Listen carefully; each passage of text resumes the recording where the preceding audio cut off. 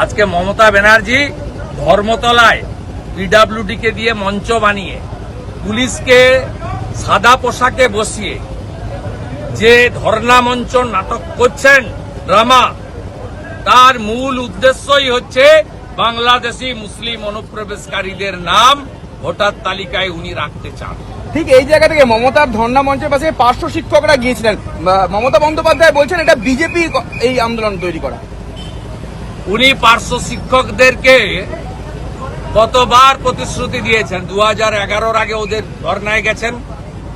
2019 সালে তিনি ওনাদের কাছে গিয়ে মাইকে অন ক্যামেরা বলেছেন যে তোমাদের হকের অর্থ আমি দেব, স্থায়ীকরণ করব। স্থায়ীকরণ তো দূরের কথা, ভারত সরকার সমগ্র শিক্ষা মিশনে যে অর্থ পাঠায় সেই অর্থ থেকে অর্ধেকের বেশি টাকা চুরি করে চোর মমতার সরকার। তাই পার্শ্ব শিক্ষকদের এই আন্দোলন সম্পূর্ণ অরাজনৈতিক আন্দোলন হলেও মমতা বন্দ্যোপাধ্যায় তাদের সঙ্গে বিশ্বাসঘাতকতা দ্বিচারিতা করেছে, যা বিজেপি করবে না।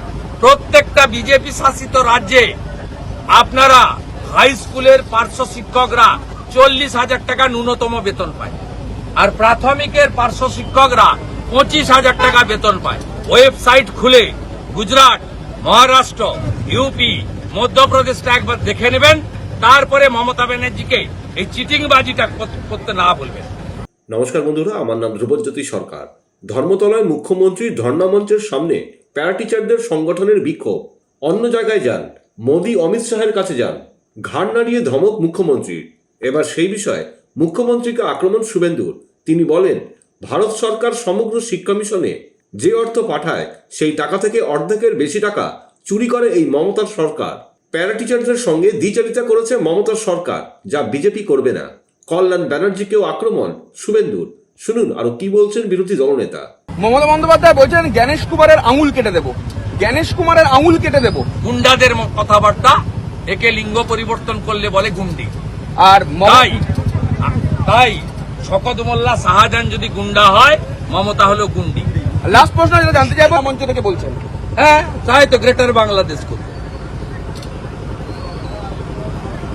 গ্রেটার বাংলাদেশ করতে দিয়ে মমতা ব্যানার্জিকে প্রধানমন্ত্রী করতে। ভারতের প্রধানমন্ত্রী তো কোনোদিন হতে পারবে না। যদি গ্রেটার বাংলাদেশ করে হিজাব লাগিয়ে কানটা বের করে থালা মমতাকে প্রধানমন্ত্রী করা যায়, তাহলে কল্যাণ ব্যানার্জির অনেক দিনের ইচ্ছা, রাজ্যে তো ঢুকতে পারছে না, আইনমন্ত্রী যদি হতে পারে।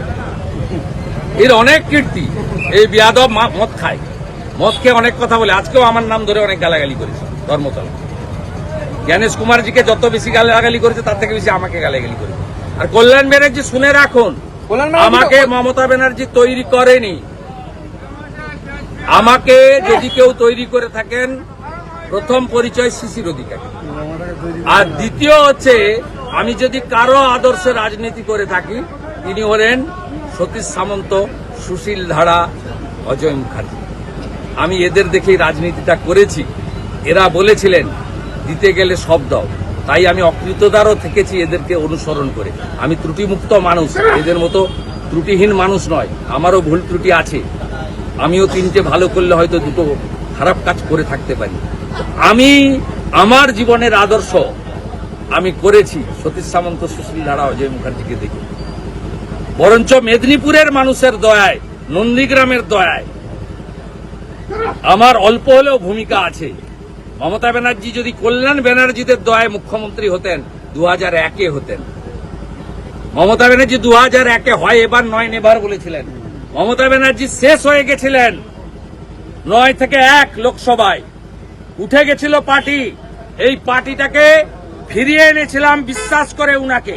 অটলজিও বিশ্বাস করেছিলেন। আমি তো ছোট লোক, ক্ষুদ্র মানুষ, অটলজি অনেক বড় মাপের মানুষ, তিনিও বিশ্বাস করেছিলেন।